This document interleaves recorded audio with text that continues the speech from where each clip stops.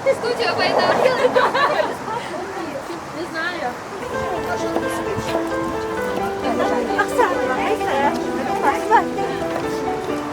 Що сьогодні?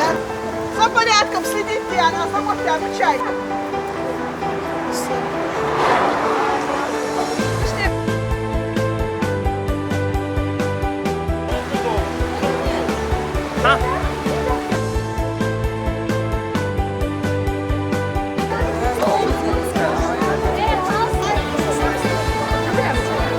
Девочки, смотрите за длиной. Подсоединяйтесь нам.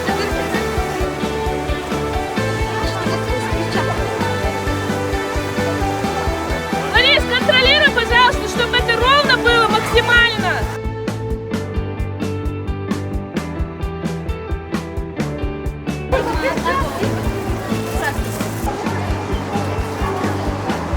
Вот эти дыхания закройте, хорошо? Чтобы капли. Śmiesznie.